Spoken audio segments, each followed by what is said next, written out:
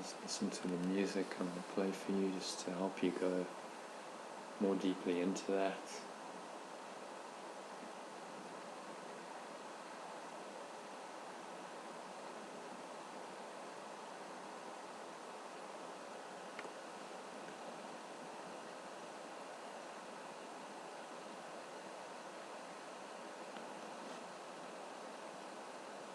Breathing in and out through your nose. Notice how the breath just happens to you, through you, and for you.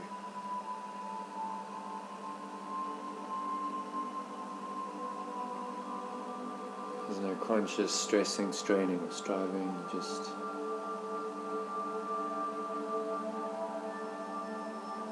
step back and observe. Watch the breath.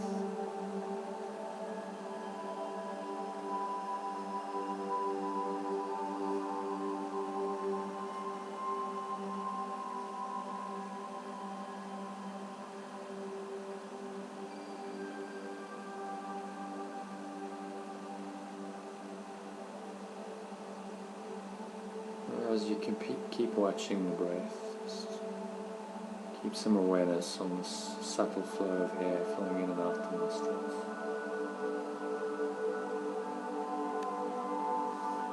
Bring your awareness into the crown of your head and notice any sensations there.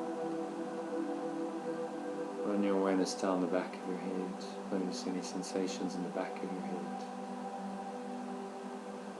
Any prickling, itching, tickling, any sensation at all. Permeate into your head, so from the back of your head, through your head, to the other side, to your face. Just run your awareness down the surface of your face, your skin, through your forehead, your eyebrows, eyes, through your cheeks and your cheekbones, through your ears, inside of your ears, the lobes of your ears.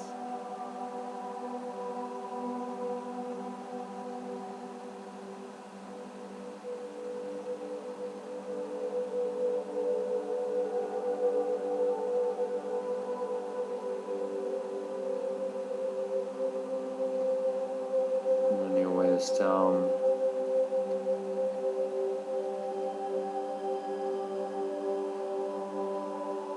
through your mouth, noticing subtle taste in your mouth, your lips, down through your neck, front of your neck, the back of your neck.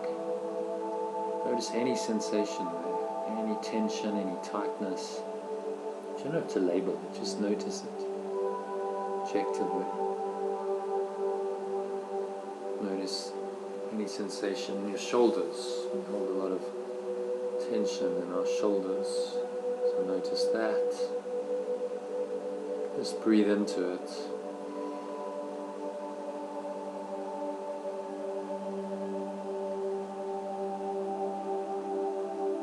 Just feel like that tension's dissolving with the breath.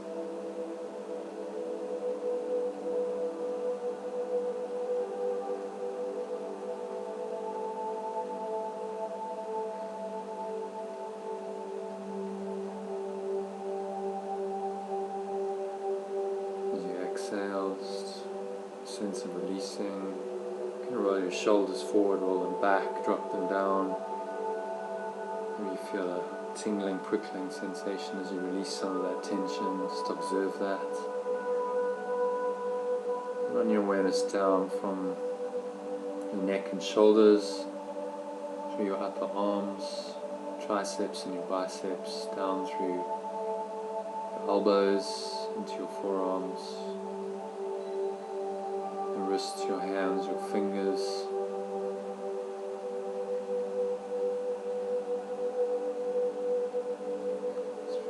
Of your arms hanging limply and heavily, with your body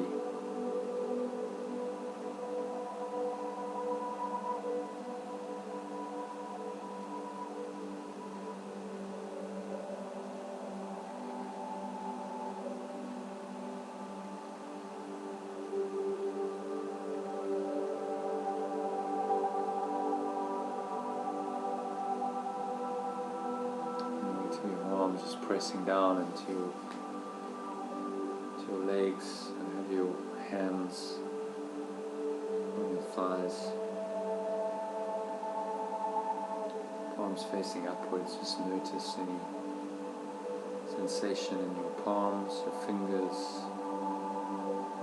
Just feel your arms just hanging limply and heavily off your body, permeating awareness through your entire arms, from the front to the back. Feel a subtle flow of life energy. And let that awareness, this energy flow up from your fingertips through your hands, back of your hands, your palms, through your wrists, through your forearms, elbows,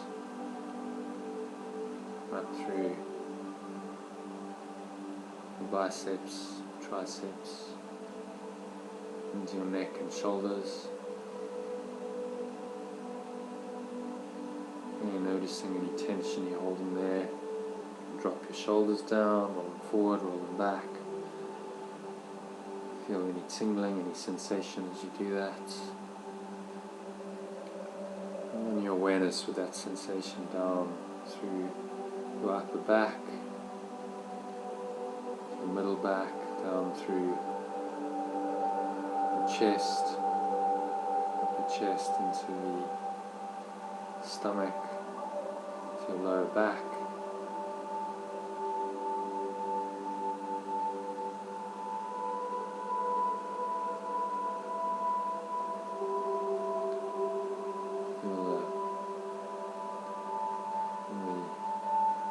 Soft, warm feeling in your stomach. It's very warming, comforting, permeating through the entire stomach, from the front to the back. Feel that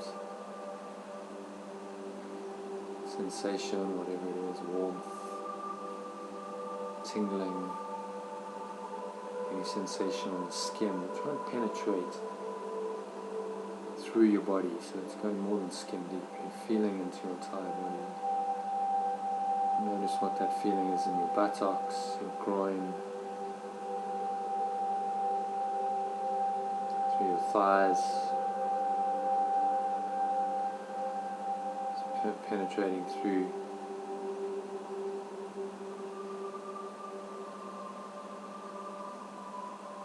from the front of your thighs to the back of your thighs, your knees, going down through your shins, through your calves, ankles, your feet, your toes. Your legs are completely limp, heavy, warm,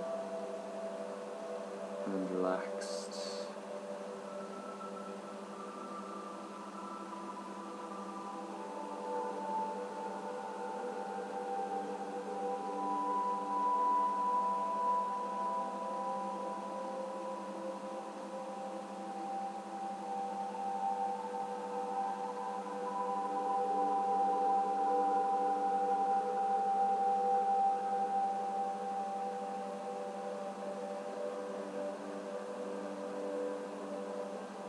Your whole body, from the tips of your toes, just sweep your awareness all the way up from the tips of your toes, through your feet, your lower legs, your knees, your upper thighs, through your groin, buttocks, your lower back, stomach. In one breath, you just draw it all the way up. Feel this life essence. The life essence that underlies the body, in every part of the body, in one sweeping awareness, all the way up your spine, to your neck and shoulders, through your arms, drawing it in from the fingertips, up the arms into your shoulders, your neck, and then on up into the crown of your head. And so just zoom out, just notice how the entire body feels.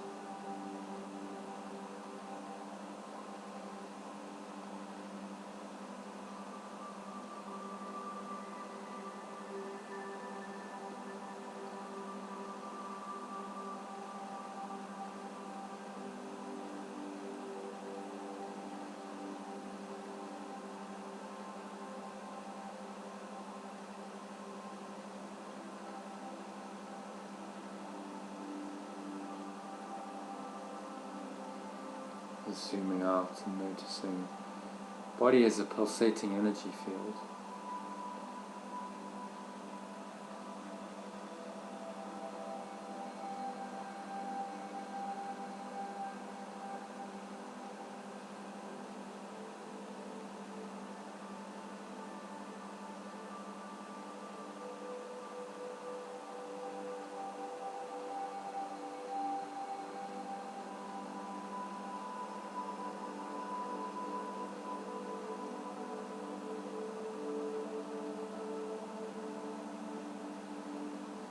And you observe your breath.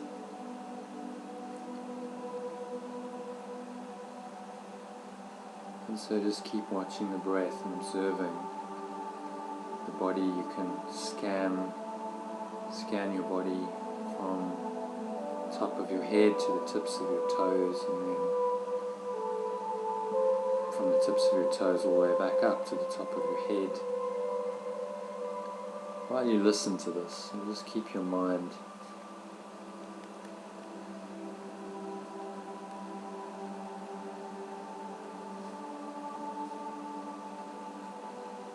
in the right state of mind, just empty, open, calm, aware.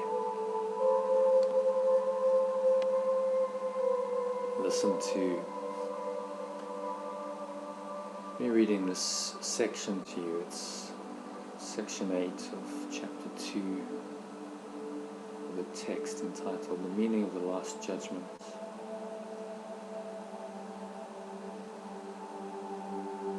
And so just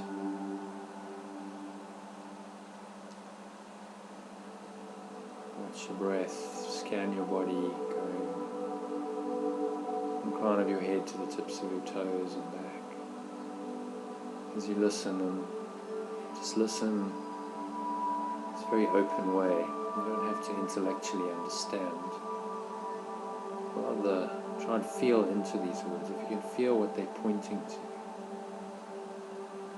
the essence of what they're pointing to, if you can start experiencing love and peace and joy, and the words are doing their work, because in the end that's all they're pointing to.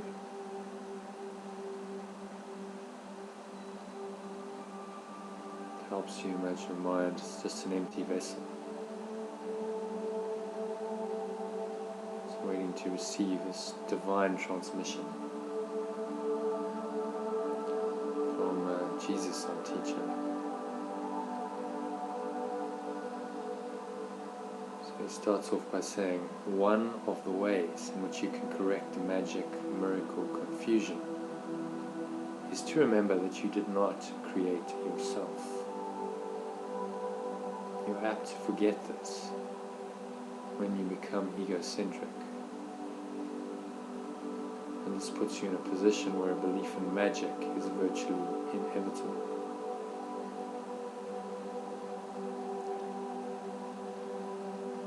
Your will to create was given you by your Creator. He was expressing the same will in His creation. Since creative ability rests in the mind, everything you create is necessarily a matter of will. It also follows that whatever you alone make is real in your own sight, and not in the mind of God. The mind of love. God is love. This basic distinction leads directly into the real meaning of the last judgment. And the last judgment is capitalized. So pause here.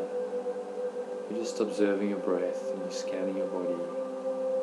It's working through it part by part, bit by bit, from the top of your head to the tips of your toes, and then scan your body going all the way back up. Try and do both legs and arms together and just feel simultaneously the energy, subtle flow of life energy in each one. And just any grosser sensations, any sensations on the skin, just to bring your mind completely into the present, which is the only time that you can escape the ego's judgment. So let's hear what Jesus has to say about this concept of the last judgment. He says the last judgment is one of the most threatening ideas in your thinking. This is because you do not understand it. Judgment is not an attribute of God. It was brought into being only after the separation, when it became one of the many learning devices to be built into the overall plan. Just as the separation occurred over millions of years, the last judgment will extend over a similarly long period, and perhaps an even longer one. Its length can, however, be greatly shortened by miracles, a device for shortening but not abolishing time. If a sufficient number become truly miracle-minded, this shortening process can be virtually immeasurable. It is essential, however, that you free yourself from fear quickly, because you must emerge from the conflict if you are to bring peace to other minds.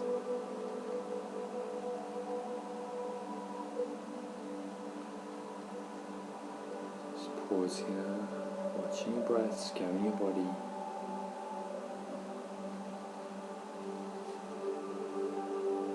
So the last judgment is not threatening at all. It is in fact a correction. The Holy Spirit's judgment on the ego and everything the ego made.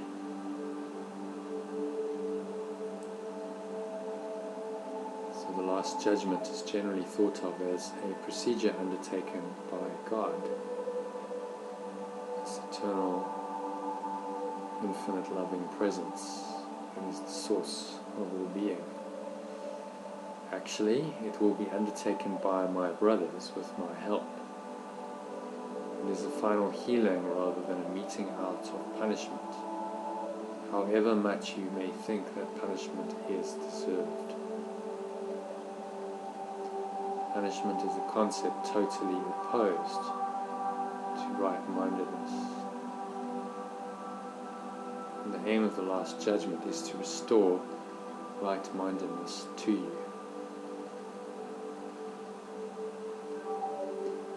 The last judgment might be called a process of right evaluation. It simply means that everyone will finally come to understand what is worthy and what is not. After this, the ability to choose can be directed rationally.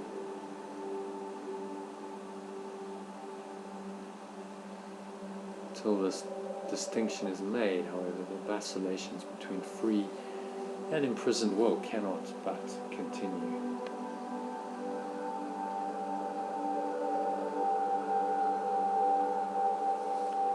And Jesus is telling us that punishment has nothing to do with this last judgment. It's simply an evaluation, a discernment between what is worthy and what is not. Once you learn this, you can direct it rationally until you can really see what is worthy and what is not. And you're going to be vacillating between free and imprisoned will. There's no certainty.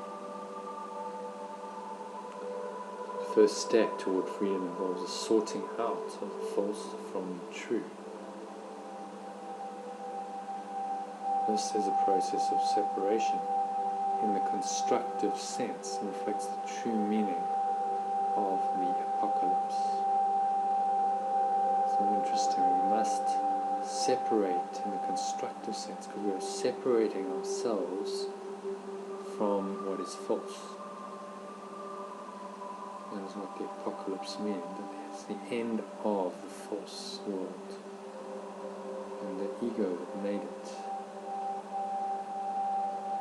So everyone will ultimately look upon his own creations and choose to preserve only what is good.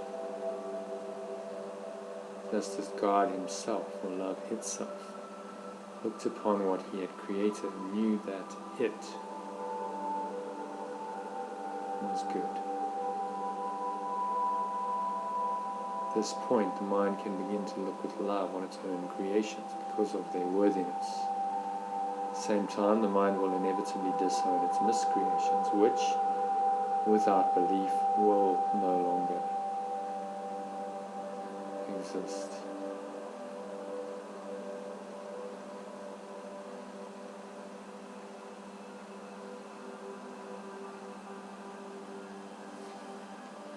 The term last judgment is frightening, not only because it has been projected onto God, but also because of the association of, quote, last with death.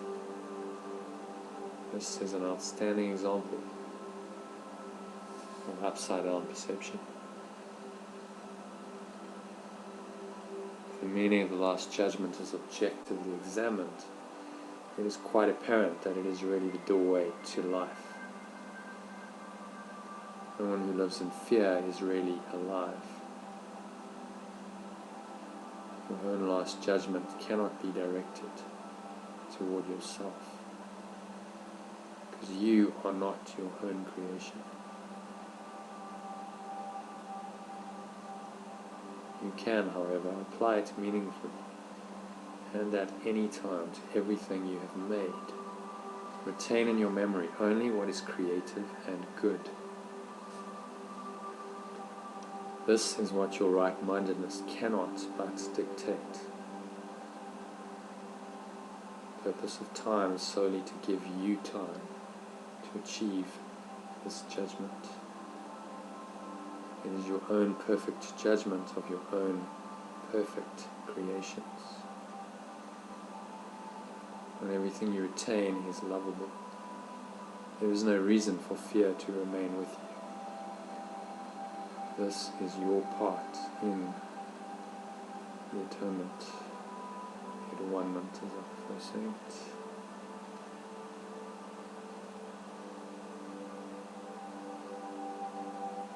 So, brings us to the end of this section.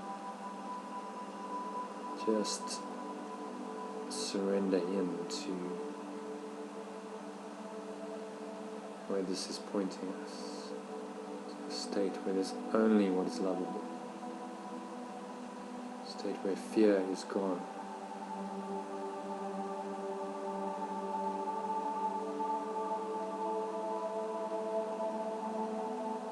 a state of at-one-ment, when you're at one with your source, where only love is true.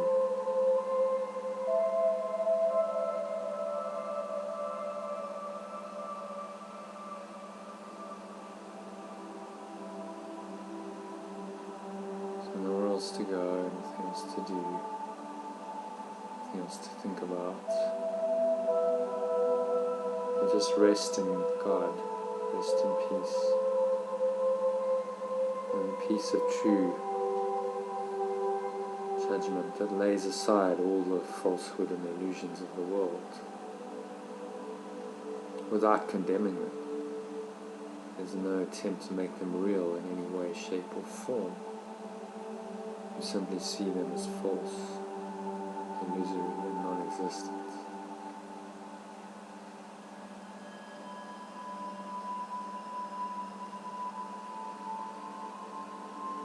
So is said and so is done. So just sinking in, watching your breath. Be aware of the body sensations, scan your body. From the top of your head to the tips of your toes, and then reverse the order from the tips of your toes to the top of your head.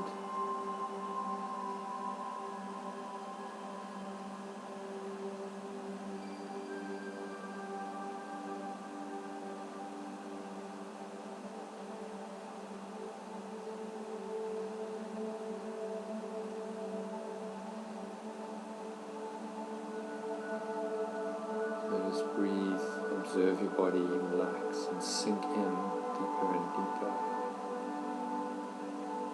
to what is beyond the last judgment, the kingdom of heaven. If you open yourself sincerely, you may just get a glimpse of that. The next few minutes of deep silence.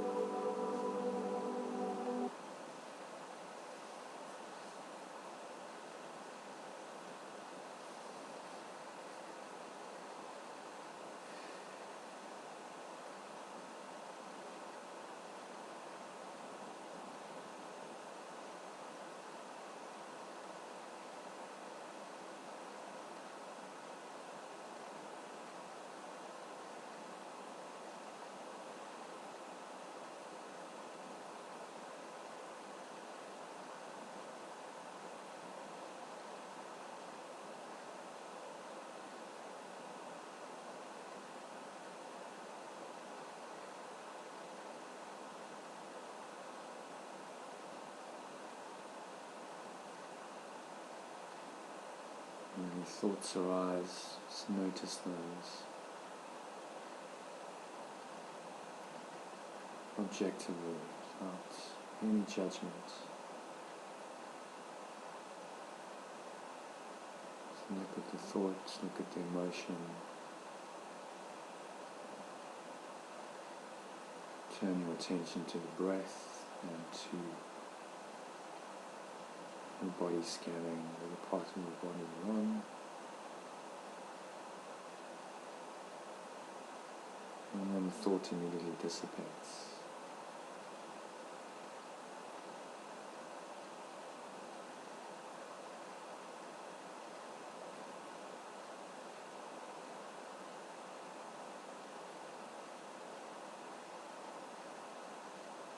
And just keep watching your breath, scanning your body. Going through each part, or you can sweep your awareness quite quickly through your entire body. Just bringing the entire body from the inside out, the outside in. Start your awareness, for instance, in the forearm, penetrate to the underside of the arm. And do that in a couple of seconds. Just feel the life energy, the essence in your body, the animating presence.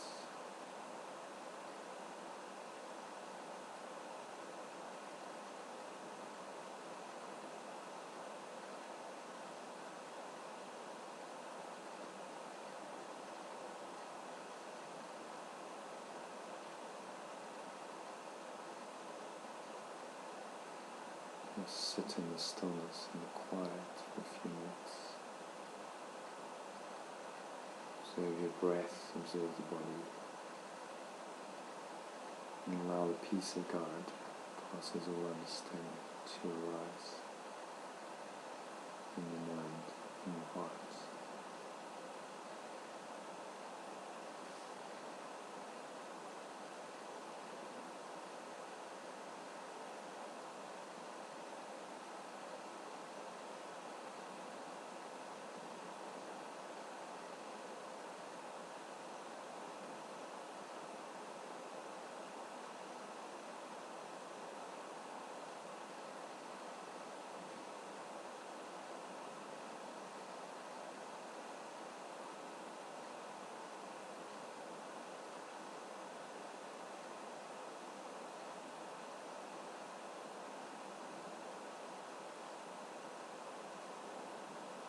Notice any temptation to scratch, itch, fidget in any way.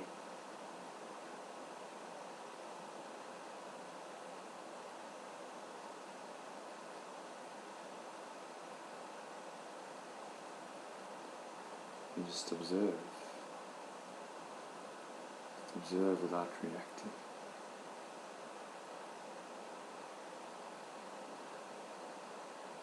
No move. You notice how the sensations come and go, shift and they change. It's constant flux, constant flow, constant change in the body.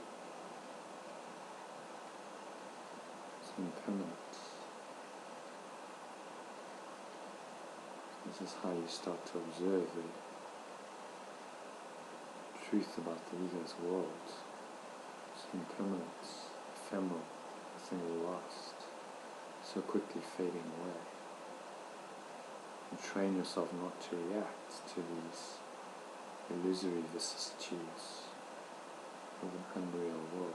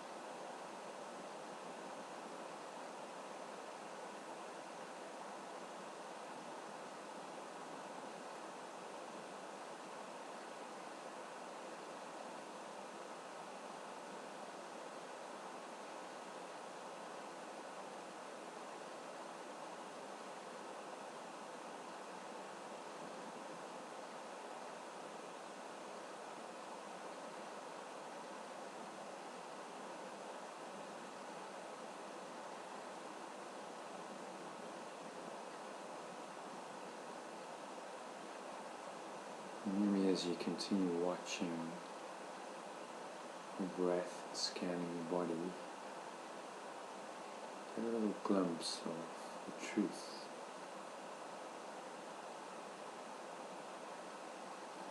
You are really just this awareness. What is the awareness that's watching? It's able to be aware of all of these sensations, shifting, changing nature of the body. There must be an awareness that's permanent, it's eternal.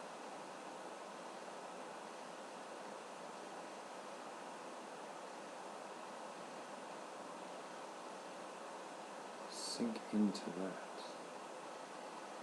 And while you're aware of the body, breath, the sensations of the body as you scan it, the sense of going deeply into this permanence, permanent, eternal awareness, pure formless awareness, beyond the body, beyond the world. And it's calling you to return to it right now.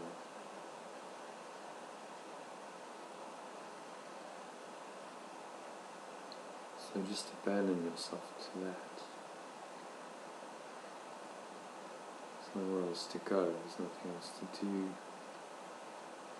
nothing else to think about. And just surrender and give everything over to this loving presence. Surrender into the arms of God, another way of saying that, and you just allow it to arise, encompass you, envelop you. You may still be aware of your body, but it's held within this divine awareness. And you feel peaceful, calm, safe, secure, filled with light, beautiful, serene peace, tranquility in your mind, in your heart.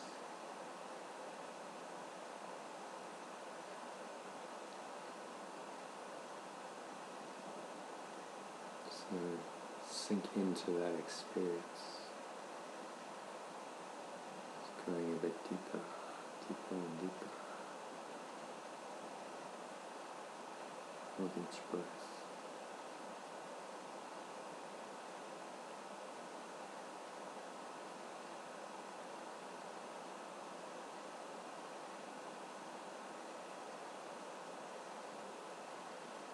Into the kingdom of heaven within your own mind.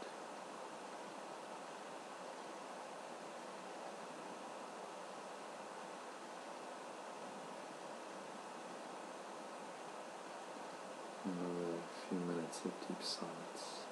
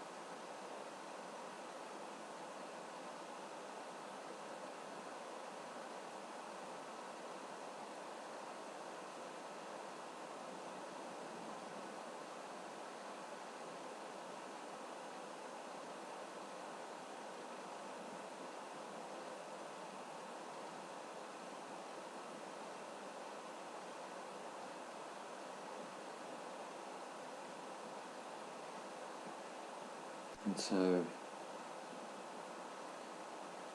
very gently,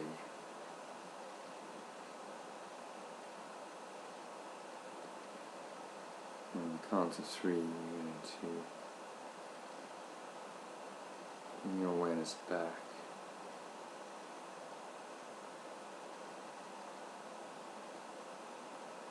This very deep surrendered state into the body. Maybe for a few minutes there you lost track of time and of the body. Notice how peaceful it felt. And the peace hasn't really gone away. It goes with you wherever you go. Take it with you into whatever you're doing, the rest of the session, the rest of the evening. So breathing in, count of 1, notice the stomach rise, the chest rise, subtle flow of air into the nostrils. Pause at the top of the inhale, scan your mind, noticing any thoughts and emotions going on.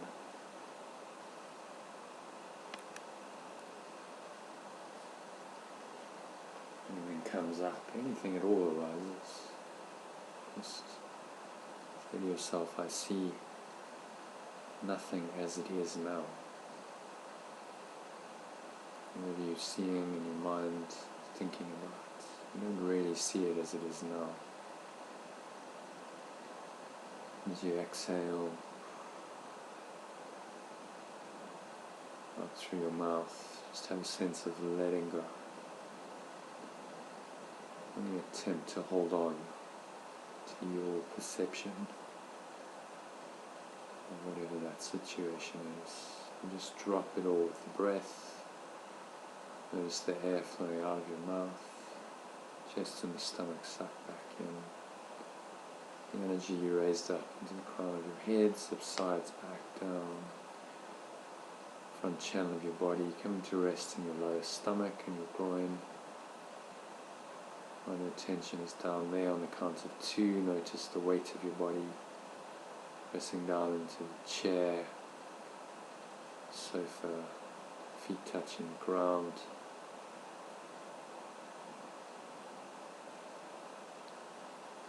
Notice any sensations in your feet, tingling, heat at the bottom of your soles.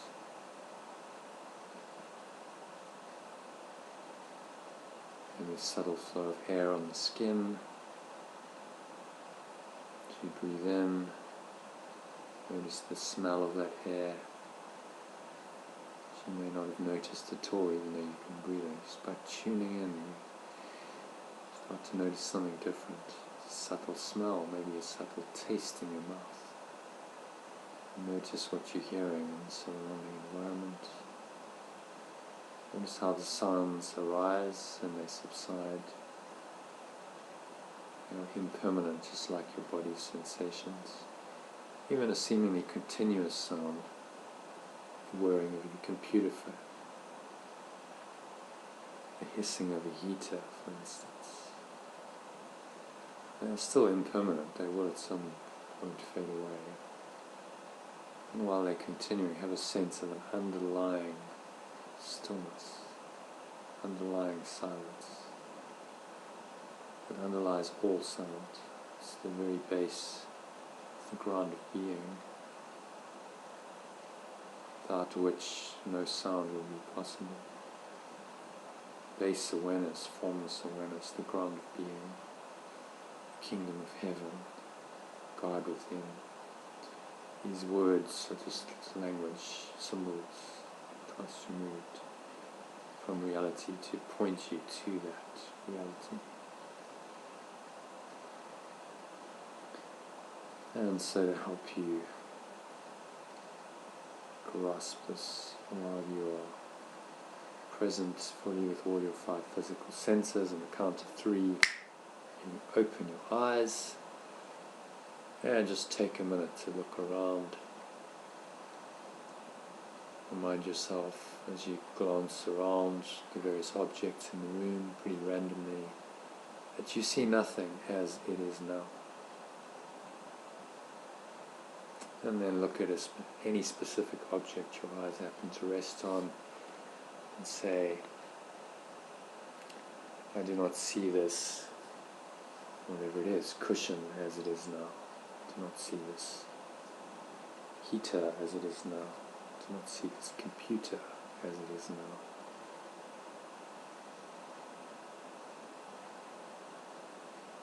And then move further out. Apply this to another half a dozen things. Just randomly, whatever you happen to see. Don't exclude anything. Don't seek to include anything specifically. Just very random. The idea is to apply the exercises indiscriminately to everything, because they apply to everything. That's what Jesus is trying to train us to see. You see nothing as it now means absolutely everything that you see, or perceive for that matter. I perceive nothing as it is now. Whatever you perceiving with your 5 physical senses, you're not doing it. Not seeing it, perceiving it as it is now. It's clouded by a filter of your past experiences and beliefs. Create a meaning, create some kind of meaning and purpose. All the sights and sounds and sensations, sense perceptions of the world, as Jesus is telling us, are all false. This is why you see nothing as it is now. What is now is eternity, pure formless awareness. The illusion of physical form just obscures that. This brings us to the end of the meditation, mind training, this lesson for today. So, any questions about the lesson before I move on from it? Does it make sense?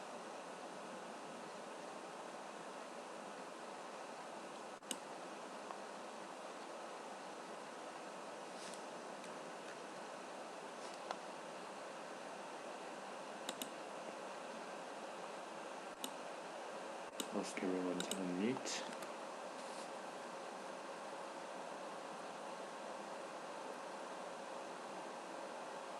Any questions about the lesson?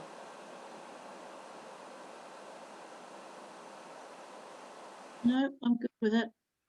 Okay. Kim? No. Okay. I see nothing as it is now. So I wanted to just talk briefly to this, the last judgment, which we've just done. Just guided you through this. How did you find that meditation?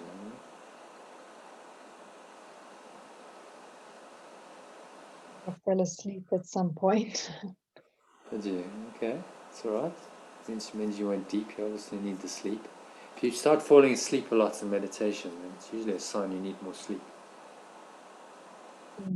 Pay attention to that. It does take you down into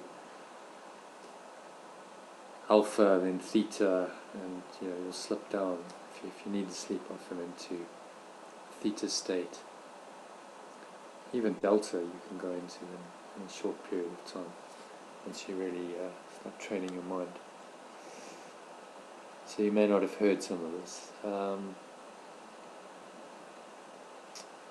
So I thought actually there's only 5 paragraphs. Maybe we should just take turns reading it. So, Jono, when you say you might not have heard some of it, You might not, if you were asleep. This text here. Yes, I read it to you. No. You didn't hear it. I think I missed all of it. You missed all of it. Okay. All right. I don't remember any of it. And then I just remember, and I was like silent. I thought, was my laptop maybe frozen or something? Yeah. We were silent for a long time. It just felt long when I woke. We were quite, yeah. So I read the text and then we went into silence for 10 to 15 minutes or something. Okay, that makes with brief, I put in some comments in between, and I was like, okay, go back into the silence. oh, I really enjoyed it, Jonathan. I was reading it as you were reading it, but I found your comments very helpful. Okay, so you did an open-eyed meditation. Sorry, what did you say? You did an open-eyed meditation. I did, yes. I remained in the meditative state. Yes, just reading it as a, okay. Yeah. That's certainly a way of doing it, yeah. Just to, Otherwise, if my eyes are closed, I don't really hear what you're saying. really, what, because it's too soft? Sometimes it's too soft, yes, and there's kind of there's sort of a background noise going on. I don't know what that is. Sort of a humming. It's probably the heater. Oh, right. I imagine. I put it on original sound to get the music through, but I can see if I can disable original sound. It just helps me to read it as well. I get more from it. Oh, Yeah. but it's an open-eyed meditation, which is a meditation technique. So if it works for you, then it's good. Okay, so you've kind of read it. I just thought, Happy to go through it again. yeah, there's only 5 paragraphs, so we'll each take a turn to read a paragraph, and then just anything that stood out for you, any particular sentence, just and go back and read that again, and any questions we can discuss. So do you want to kick us off, Sue? Yeah. Read paragraph 1. One of the ways in which you can correct the magic miracle confusion is to remember that you did not create yourself. You are apt to forget this when you become egocentric, and this puts you in a position where a belief in magic is virtually inevitable. Your will to create was given you by your creator, who was expressing the same will in his creation. Since creative ability rests in the mind, everything you create is necessarily a matter of will. It also follows that whatever you alone make is real in your own sight, though not in the mind of God. This basic distinction leads directly into the real meaning of the Last Judgment. Okay. I'm not really sure about where it says, since creative ability rests in the mind. Okay. Everything you create is necessarily a matter of will. Okay. What does he actually mean when he's talking about creating, about us creating? So creation is always of God, of these higher states of mind. Creation refers to love, it's eternal love, peace, joy. These, when he says your creations, that's what he means. He's not meaning anything manifest in the physical. Your creative ability rests in the mind. That's where you can create these higher states. Okay. Love, peace, joy, this is the kingdom. Everything you create is necessarily a matter of will. So what is your will? Do you will to experience peace and love and joy? That's your true creative ability. Or are you going to allow the ego to hijack your mind and make up illusions? So he makes a fundamental distinction in the course between create and make.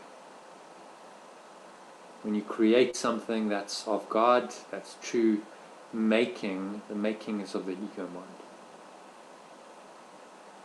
Okay, that's useful.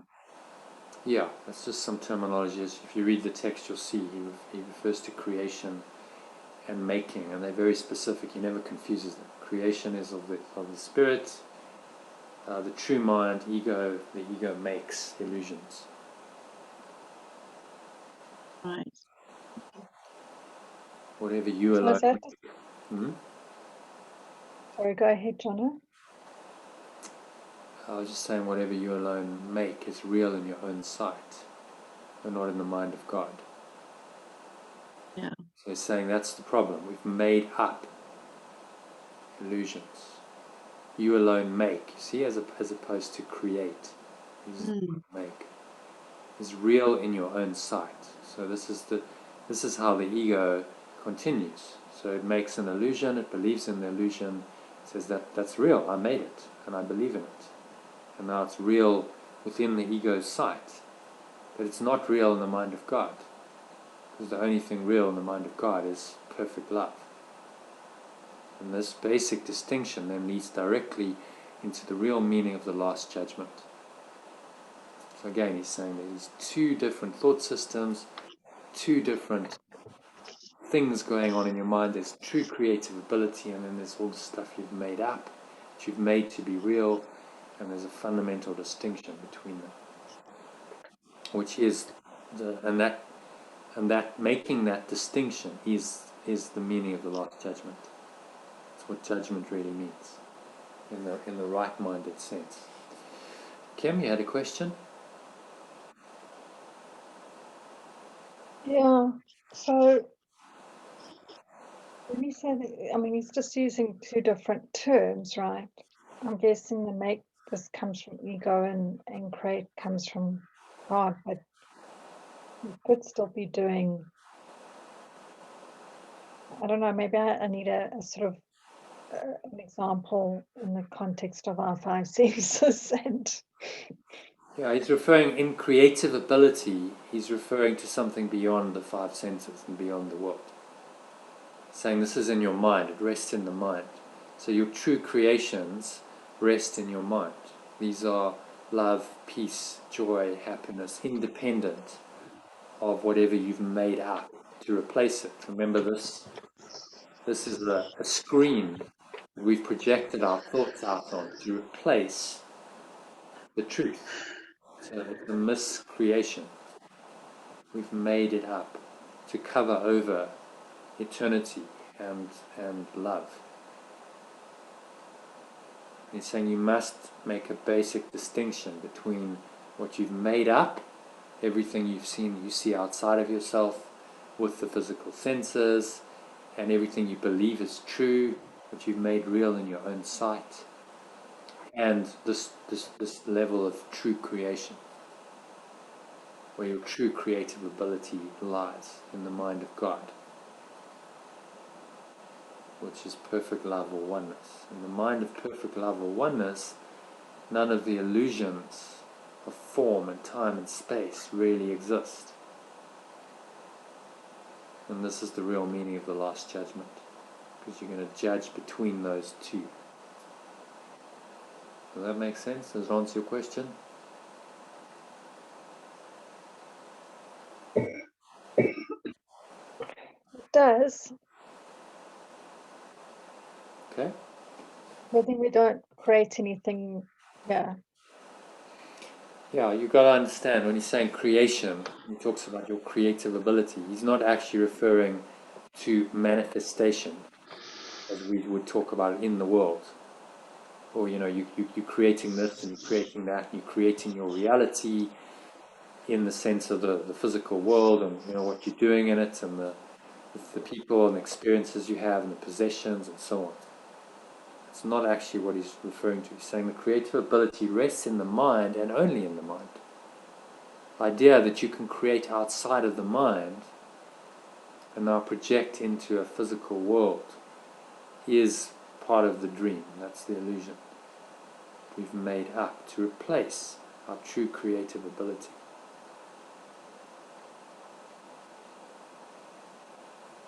And making that fundamental distinction between these two minds, these two voices, is the meaning of the last judgment. Okay? Shall we move on to paragraph 2? Can you read that for us, Kim? Please. The last judgment is one of the most threatening ideas in your thinking. This is because you do not understand it. Judgment is not an attribute of God.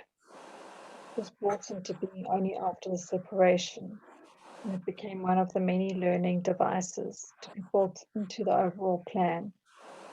Just as the separation occurred over millions of years, the last judgment will extend over a similarly long period, and perhaps an even longer one. Its length can, however, be greatly shortened by miracles, a device for shortening but not for abolishing time. If a sufficient number becomes truly miracle-minded, the shortening process can be virtually immeasurable. It is essential, however, that you free yourself from fear quickly, because you must emerge from this conflict if you are to bring peace to other minds. Okay, anything stand out for you there?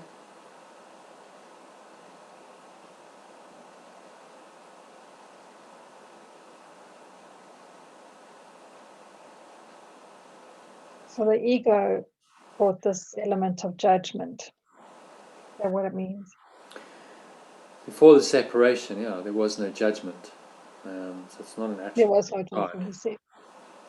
But given that the separation seems to have happened, now judgment, the last judgment is your way out of it. So I understand the Course uses judgment in two senses. In this sense, the last judgment is the right-minded judgment of the Holy Spirit, which is able to distinguish between truth and illusions. Say, okay, that's of the ego, I'm going to let that go, and I'm going to only hold to what is true, only believe in what is true. So that's right-minded judgment. And you can't actually do this course or practice forgiveness without right-minded judgment, because you must judge against the ego and for the spirit. So the whole process of forgiveness is really a process of right-minded judgment. Letting go of what is false, accepting what is true, and that's the correction of your mind, and that's the atonement or the one-ment that's then taking place. Judgment in the wrong-minded sense is any kind of condemnation, judgment upon anyone or anything, where you go, you're projecting your guilt onto them, there's an attack behind it, you're basically condemning them for doing what you think they've done. That's judgment in the ego sense, the egoic sense, which is very different from the discrimination, just the discernment that the Holy Spirit has. The Holy Spirit does not condemn the ego, because to condemn it would be to make it real, wouldn't it? You can only condemn what is real. The Holy Spirit simply looks at it and overlooks it, says this isn't true, this isn't real. So it's not worthy of condemning, it's worthy of nothing. It is nothing. So it's not worthy of your thought, of your attention. You just overlook it, you dismiss it. So does that clarify? Because if you read the text, you'll see in some senses he uses judgment in the sense of the ego's version of judgment. In others he uses the same word, and he's talking in this context. The Holy Spirit's judgment, the last judgment, which actually extends over a similarly long period. So it's not one event, it's actually happening all the time. Every time you judge correctly and you do forgiveness, you forgive something, then you are judging, you're making the last judgment. Just it won't be in time, it won't be the last. You've still got some lessons to learn. He's just saying actually the last judgment essentially is the process of atonement. The atonement or that one-ment extends over a long period of time. Okay, anything else there stood out? Any questions? For me, what stands out is the last line, the accountability to make the right-minded choice, the atonement. It is essential, however, that you free yourself from fear quickly, because you must emerge from the conflict if you are to bring peace to other minds. That's what stands out for me. Your accountability to make the right choice for atonement that you have to do eventually. The way I see it is, why not start kind of making those choices now? Why not now? What am I waiting for? Easier said than done, but it is. But in the end, what other choice do you have? You're going to keep judging, keep getting upset, keep being fearful, keep being angry. It's not going anywhere. It's not helping you. It's not serving you. There's no way out of that, apparently, unless you forgive. having the willingness to change will start to make it happen. Okay. And here he talks about the miracle-minded and the shortening process of time.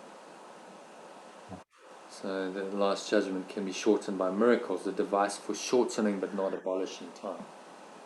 Okay, so you can shorten time greatly through these miracles. And time is only necessary as long as correction is necessary. As long as the ego's still got a hold in your mind, then time is necessary. But the miracle-minded can collapse time. And that can be virtually immeasurable. To the point where you're ready to let it all go, you go into revelation, into eternity. Time is abolished. Eternity means no time. Not the end of time, it means no time. So we just transcend, we rise above the illusion of time and space into eternity, which is, or has always been and will always be true. The last judgment is just the process of recognizing in time. Okay, James, can you read the next paragraph? The last judgment is generally thought of as a procedure undertaken by God. Actually, it will be undertaken by my brothers with my help. It is a final healing rather than a meting out of punishment, however much you may think that the punishment is deserved. Punishment is a concept totally opposed to right-mindedness, and the aim of the last judgment is to restore right-mindedness to you. The last judgment might be called a process of right evaluation. It simply means that everyone will finally come to understand what is worthy and what is not. After this, the ability to choose can be directed rationally. Until this distinction is made, however, the vacillations between free and imprisoned will cannot but continue. Okay, anything stand out for you there? Just reading through it again. You're about.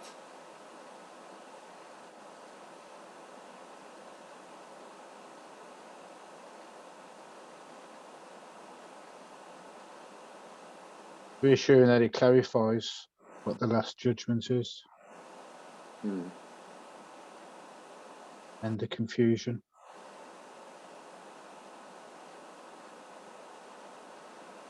And he's talking about punishment as being totally opposed to right-mindedness. So condemnation always involves the idea of punishment. You've done something bad, you deserve to be punished by someone or something, God or some worldly power is going to punish you for your sin. You're just projecting your own sin and guilt onto that other person.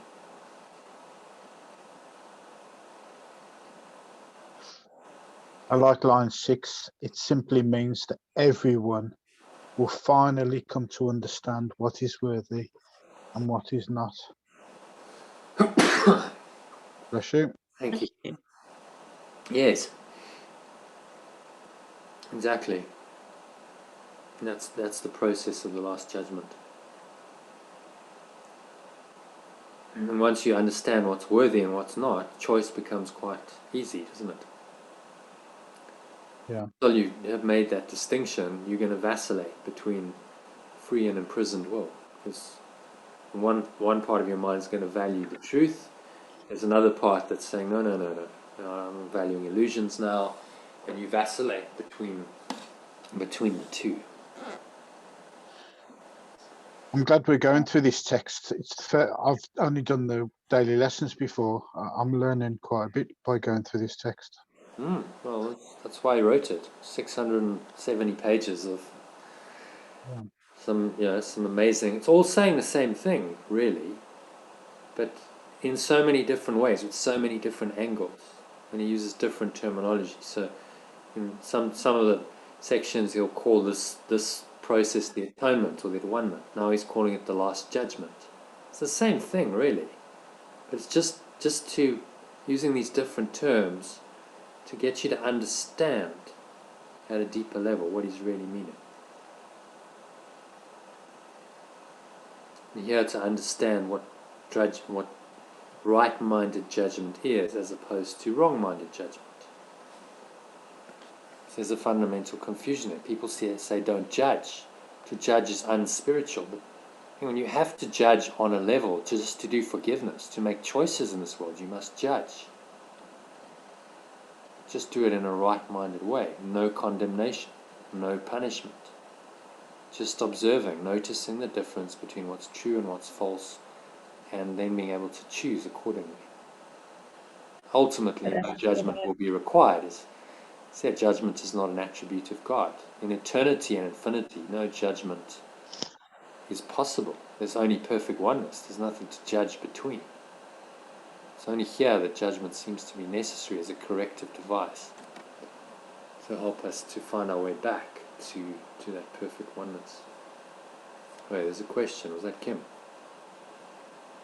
Yeah, I mean, it's just quite, I think the term has got a entirely different meaning.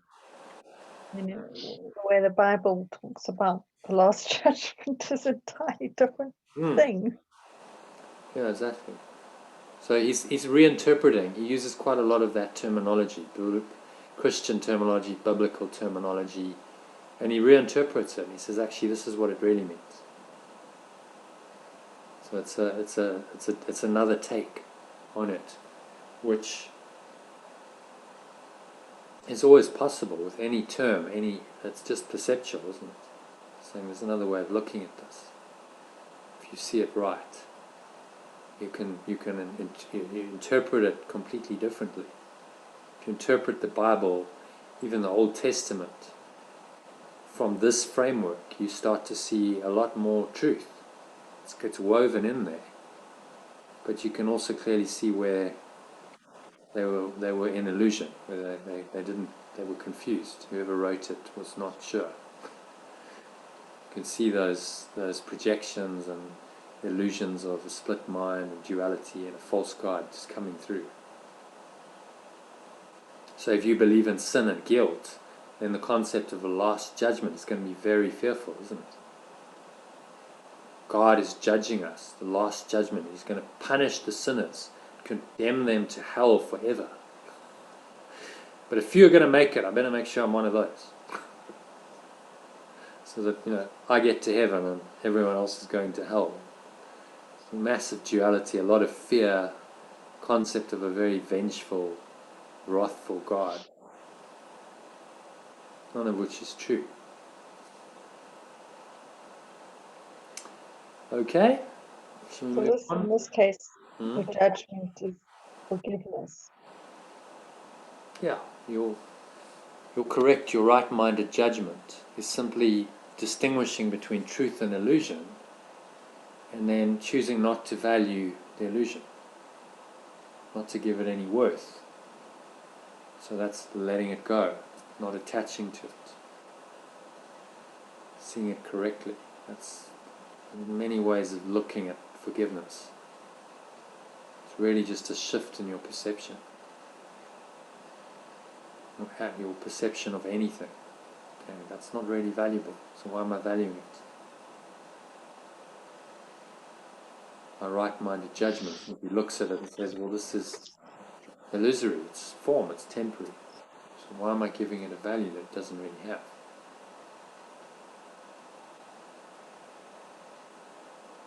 That's the basis of true forgiveness. radical forgiveness, going to the very root of things. This is always taking us to the root. And look at the root. Where does that come from? Is it from the ego? Is it from the spirit? It's from the ego. You must let it go.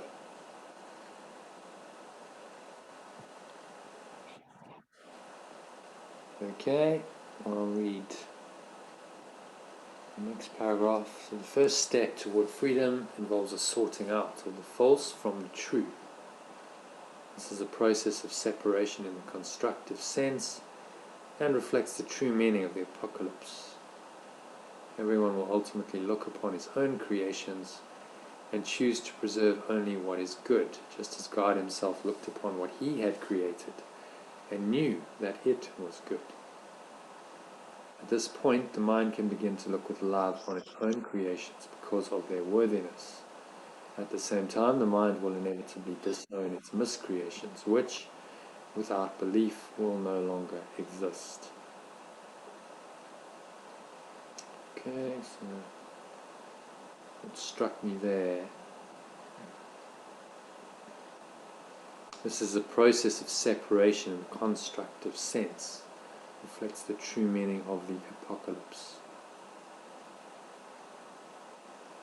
So you must separate yourself from the illusion. That's the constructive use of separation. You cannot bind yourself to two totally opposite thought systems simultaneously and expect to be happy. You must let go of the one to embrace the other. And this is the true meaning of the apocalypse. Apocalypse is traditionally associated with the end of the world. Armageddon, apocalypse, same idea. Everything comes to an end. But not through process of physical destruction, earth being destroyed. It's a process of relinquishing, letting go of your belief in this false world.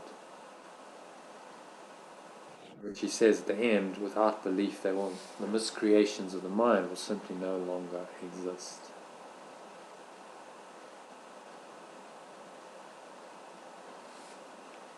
Because only the belief sustains them.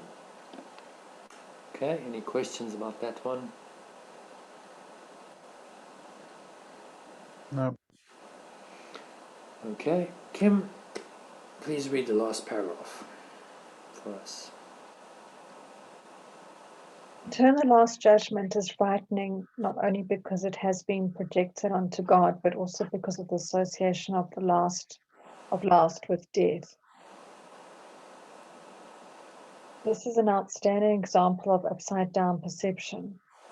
The meaning of the last judgment is objectively examined. It is quite apparent that it is really the doorway to life. No one who lives in fear is really alive. Your own last judgment cannot be directed towards yourself because you are not your own creation. You can, however, apply it meaningfully and at any time to everything that you have made and retain in your memory only what is creative and is good. This is what your right-mindedness cannot but dictate. The purpose of time is solely to give you time to achieve this judgment. It is your own perfect judgment of your own perfect creations. When everything you retain is lovable, there is no reason for fear to remain with you. This is your part in the atonement. Okay. Anything stand out for you there? Anything you're not sure about? I was looking at it again.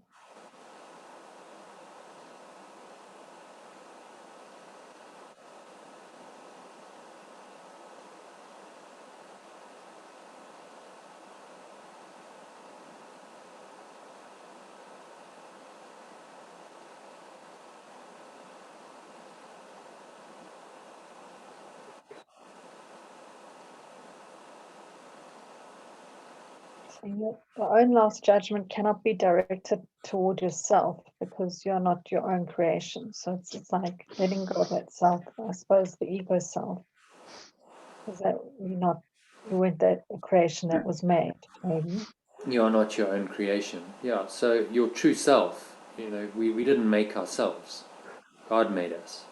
God created us. Sorry, let's get the terminology. God created us. Mm-hmm.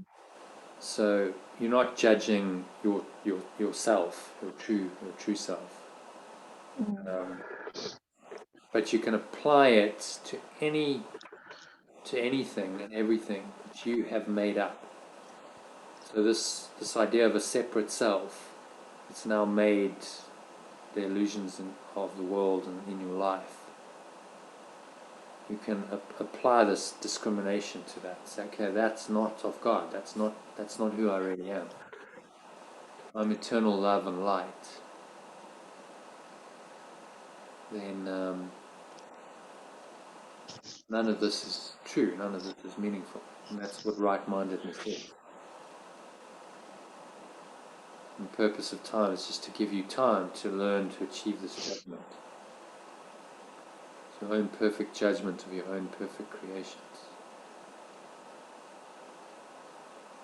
You say, I only value what is true, what is good, what is pure, what is holy, love, peace, joy.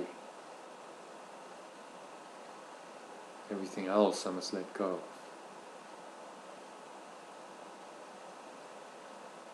So there's no reason for fear to remain with you. You've relinquished all of your investment in these things of the world, then what you retain is completely lovable. And that is your part in that one, that you return your mind to complete love, total love. Okay, makes sense. Any questions? What stands out for me is line 8, the purpose of time is solely to give you time to achieve this judgment. The way I see it is our lives are a movie that's already played out. We're at the end of that kind of timeline. Time doesn't exist, but we're given the illusion of time to correct our minds, to look back on that movie and correct our minds into right-mindedness, and it'll keep happening until we fully change into the right-minded. That's the way I see it. That's it's a good way to look at it. So you're going beyond time. Whenever you do forgiveness, you're trying to actually go outside of time, go back to eternity.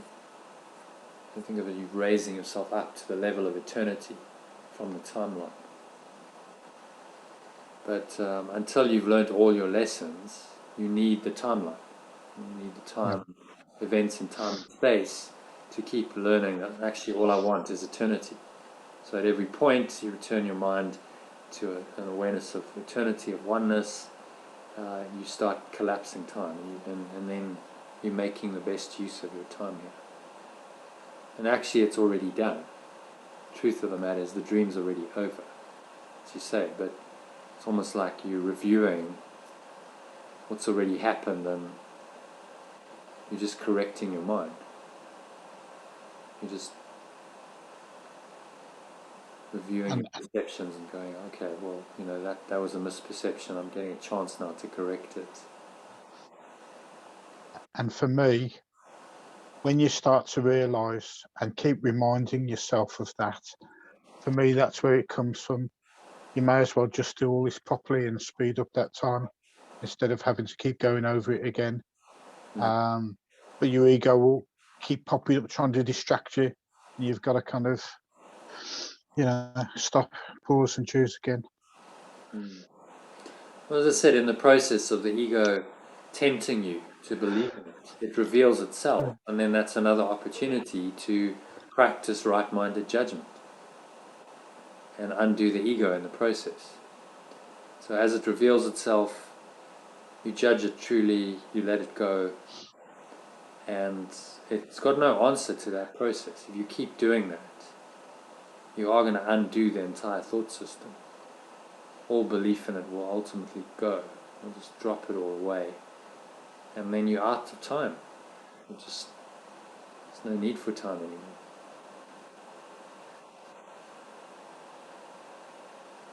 No reason for fear to remain with you.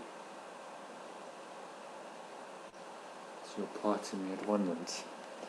Okay, any other questions? Anything else anyone want to comment on? No? No. Okay, so I just thought I wanted to read that because it highlights this idea of judgment and the different uses of the courses, and the way the course uses judgment. So be aware of that. There's right-minded judgment, and then there's the wrong-minded judgment of the ego, and it's important to make a distinction between them. Okay, and so for the benefit of Kim and Sue, who weren't at this afternoon session, I wanted to just go quickly through this again. James, you've done this already, but Yep. I'm sure you won't mind doing it again. We'll just read these 3 paragraphs, the 12th pathway, just to close out the session. So, can you read the first 2 paragraphs, please?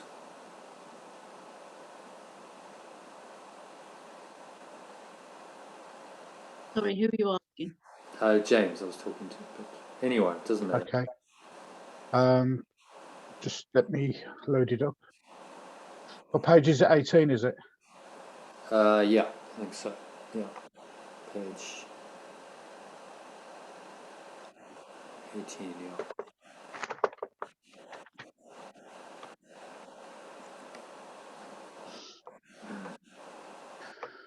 Pathway 12. 12th pathway. I am perceiving everyone, including myself, as an awakening being who is here to claim his or her birthright to the higher consciousness planes of unconditional love and oneness. You and everyone you meet have the capacity for clear perception, wisdom, effectiveness, peace and love. We are equal beings, but unless one has consciously worked towards higher consciousness, this hidden splendor within may be smothered by the addictive games that keep one separated and isolated. It will help us in our journey to higher consciousness, as well as being most helpful to others, if we regard everyone, including ourselves, as fellow travelers on the road to awakening. Okay. Anything strike you there? Anything you're not sure about? Comments, questions? Just what stands out for me is the last line. If we regard everyone, including ourselves, as fellow travelers on the road to awakening.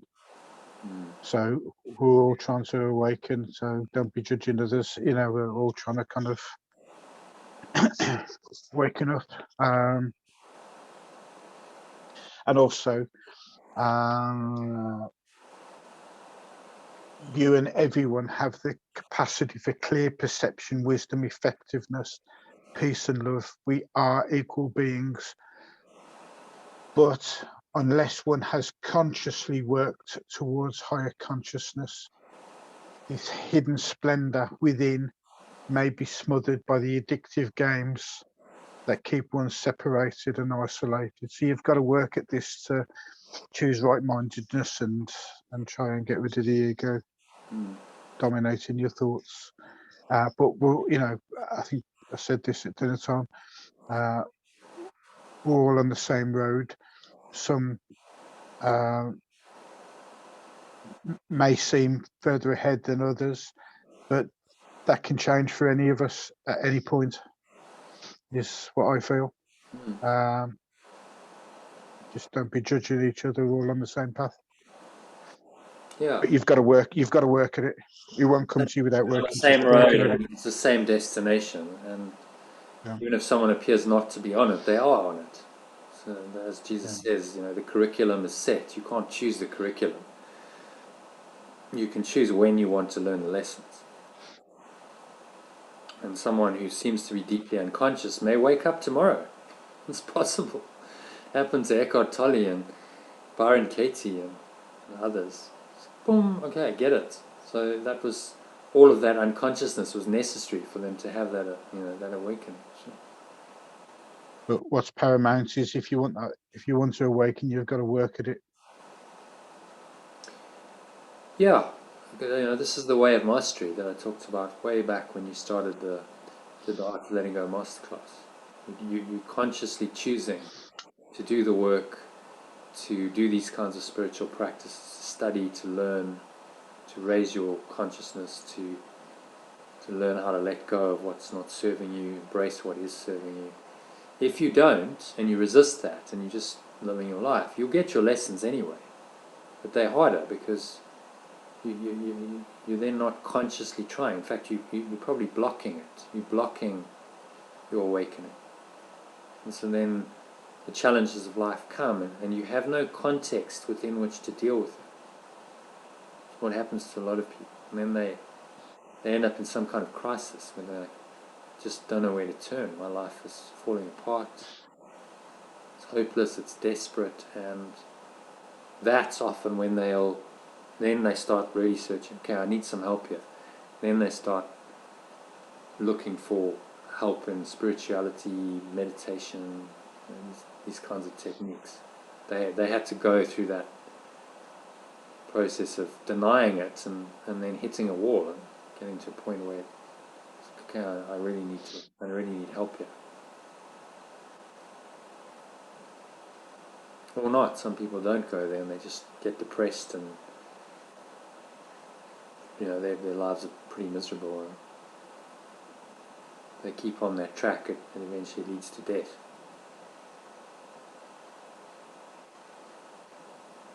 But I think in today's day and age we're fortunate in that there's so much out there. The spiritual stuff is very much out there. It's easily accessible if you have access to the internet, which most people do. So there's an awakening taking place. More and more people are turning and saying to this kind of thing and saying, okay, I need to look at it. This is going to help me to get through the challenges in my life, to find happiness. We all want happiness ultimately.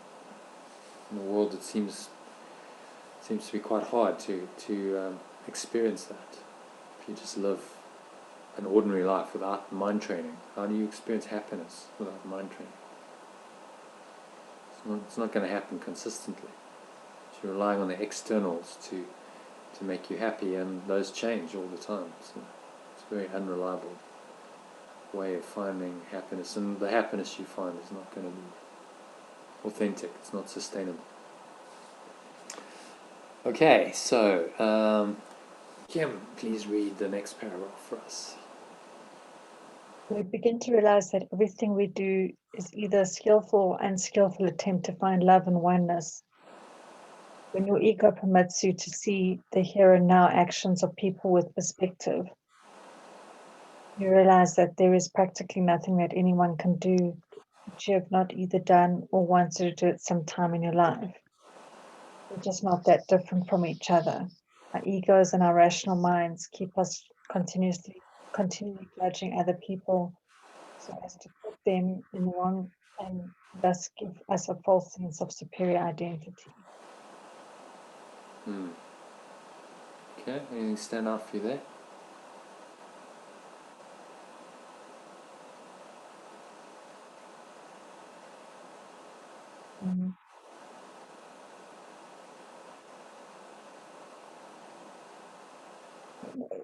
So, I mean, it's saying that we are looking for the love and oneness, whether it's maybe through ego or not.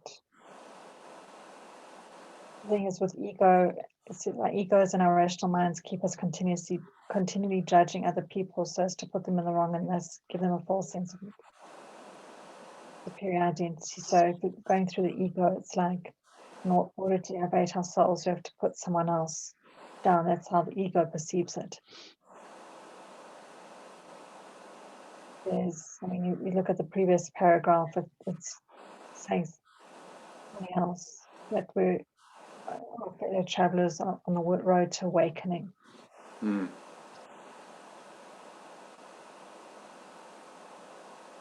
Exactly. If we're all in the same boat, we're all on the same journey. Mm. And why are you judging? And you can't really judge. How can you really judge anyone from your very limited perspective? You don't know their entire life. You don't know all the circumstances that led them to do what they did. How can you possibly know? Mm. So how can you possibly judge? And I think if we start to see the people that we meet as like-minded, then that's when miracles can happen. Hmm. When we see the same as us, and you say we don't know what traumas they have in their life, but deep down in their source, they are a being of light, the same as we are. We're all the same. Yeah, exactly. It's as simple as that. Just the judgment obscures that. The judgment in the ego sense of another. So this is judgment in the wrong-minded sense. Yeah. Judging other people so as to put them in the wrong. Right? There's condemnation, you're wrong, therefore I'm right. The guilt is yours. Remember, the ego's obsession is to get rid of the guilt. So now you judge someone else and you project your guilt onto them. You've seemingly offloaded your guilt onto them and made them wrong, so that you're not the one who's wrong and you're not going to be punished. They're going to be the ones who get the punishment. That's how it works. And we also then feel separate from them and we feel superior. Oh, well, you're the evil one, you're the sinner, I'm self-righteous, I'm fine, I'm above that. But if you're judging and projecting your guilt, you really actually don't believe you're above that. On a deeper level, you believe you're guilty of the sin you're judging them for. Mm. All judgment is the projection of your own mind. See them in the right mind, the same as the man did in that video. Sorry, say that again. Which video? See them in the right mind, just as the man did in the video where his son was murdered. Oh, yes, okay, yes. Yeah, I must actually share that video, I think. So even though on the level of form that guy had done a horrible thing, he killed someone, happening to be his son, he had compassion for him because he saw that he was lost, he was confused, he'd done a wrong-minded thing, and now he was going to suffer the consequences of that for the rest of his life. He was going to prison for the rest of his life. And the guy said, I'm sorry this has to happen to you. I have compassion here. You're in a difficult position here because of what you've done. There was no sense of, oh, you deserve to be punished. It was more like, actually, I'm sorry that you have to face this, and I have compassion for your predicament now. That you're a convicted killer and you're going to go to prison for a very long time. And he was young, so that's the rest of your life in prison because of one stupid act. Or maybe he'd done it before, I don't know, but he got caught that time. Why did you do, Yeah. So he just saw that, there was another soul on his journey, and he'd made a mistake on the level of form, and he was now suffering for it. And you didn't want, I mean, you shouldn't want anyone to suffer. You should just want them to awaken as easily and effortlessly as possible. Okay? And Sue, please can you read the next 2 paragraphs for us? You realize that in place of the judgmental terms, such as good and bad, that we use to separate ourselves in our consciousness from each other, the simplest and most helpful ethical standard is to see things as degrees of separateness and oneness. Now pause there. I think that's really very, very helpful. So, okay, everyone's on this continuum, on a spectrum, and wherever they happen to be, no one is totally evil, and no one, while they're still apparently in a human form, is totally good, because they haven't transcended their ego quite yet. So we're all in a continuum, and we have these ego dynamics going on, the spirit and the ego, and we shift and we change all the time, don't we? It seems to be like in flux. So when you see that, then nothing is really wrong or evil. It's just, okay, that's not the ultimate place that you're going to be in. It's not very helpful, and it needs to be let go of, but sort of removes all of that evil and the sin and the guilt, and which the ego loves that. So you're doing that and you're making people wrong and judging them, then you just keep the duality going. So just a way of seeing it differently, on some kind of spectrum or continuum. Okay? Carry on. When you see how it all really is, when you see everything that happens in your life as a moment-to-moment acting out of the great drama of your addictions, you will realize how you constantly smother the potential that you have within you. Higher consciousness means that you experience a flowing harmony, all of the interacting people and things in the world around you. This permits you to accept emotionally whatever is here and now in your life. Higher consciousness is not a mystical, metaphysical, far-out state. It's a practical, beautiful state of mind that is your birthright as a human being. Wow, I love that sentence. Mm. No, it is lovely. It's got Yeah. a nice sort of warm feeling. Not mystical, metaphysical, far out. It's practical, beautiful state of mind that you can have wherever you are, whatever you're doing. You can be in that state of mind, and that's your birthright. That's your potential we talked about earlier. Smother the potential that you have within you. That is the potential in you, and it's your job to make manifest that potential, to live that potential out while you're here, and that's the best you can possibly do as a human being. If you live out that divine potential, and then you become the Christ, the awakened one, the Buddha, the Christ. These terms point to someone who's living that full potential. And to experience the flowing harmony with all of the interacting people in the world around you. I mean, that's just where you want to be, isn't it? A flowing harmony. Yeah, exactly. Which is why it's the art of letting go and finding your flow. So the flow, that flowing harmony is really, in the Course's terminology, those are the miracles. So just different terminology for the same thing. And it feels flowing. So I quite like the word flow, because it's not mystical, metaphysical. A miracle can be so misperceived by people. And what does that actually mean? You've got all these associations with the miracles Jesus did, and it needs to be some kind of phenomenal act of manifestation, and that's not what it is at all. Well, you may have occasionally, you may have some of that, it can happen.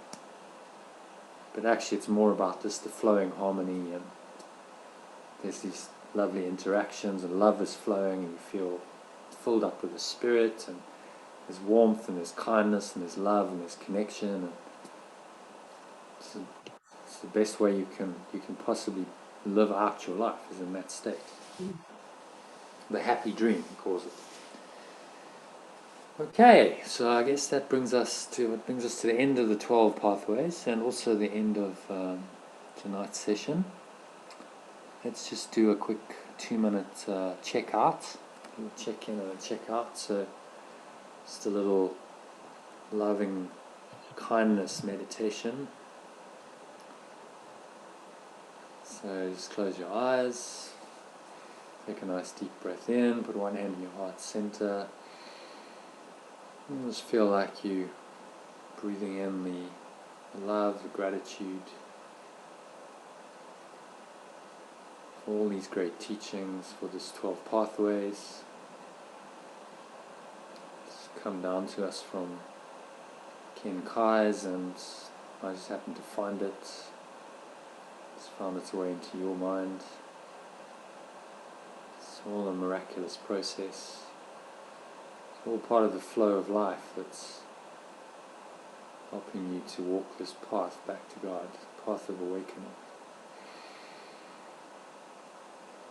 So feel the love that's guiding you, the gratitude for that guidance. Imagine you breathing it into every pore and every cell of your body, filling yourself up with love and gratitude. You smile. It's a maximal inhale breath. Hold the breath briefly. Just really feel, immerse yourself in this feeling of love and gratitude, which is very beautiful energy. In fact, it was the most beautiful water crystal Dr. Masaru Emoto found. He put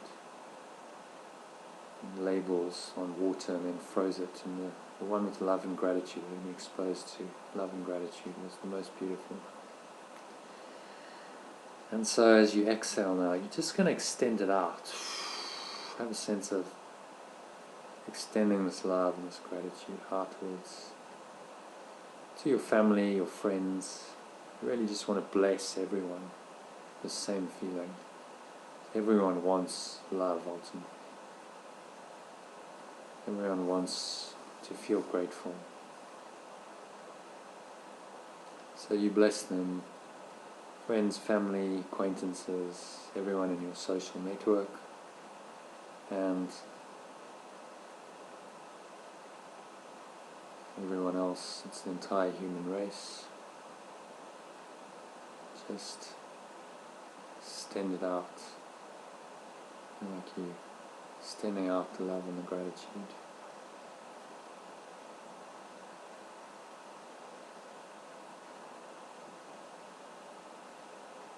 It's just coming through you, and you just become a channel to extend it out into the world. Feel that extension outwards. And notice that as you do that, you feel filled up with more love and gratitude. So as you give it, you receive it. Breathe it in again, embrace it. Notice the state of mind. Anchor it in.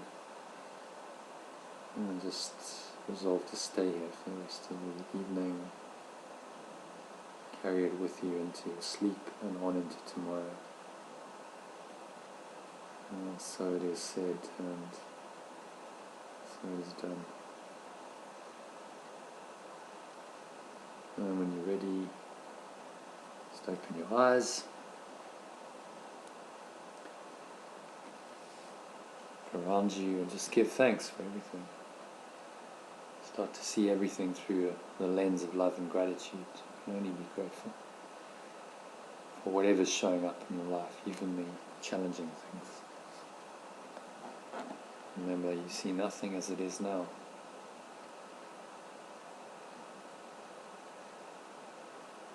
When you do really start to see what's now, then you can only appreciate it and have love and gratitude, experience love and gratitude. So thanks for joining tonight, and namaste. Means the divine love and gratitude in me acknowledge and honor that same love and gratitude in you. Thank you, John. My pleasure, everyone. Sleep Jonathan? well, and I'll see you tomorrow. Yeah. Okay, thank you. Good night, everybody. God bless. Okay. See you. Good night. Thank Take care. you. Bye-bye. Bye now. Hopefully see you tomorrow afternoon. Bye. Bye. See you now.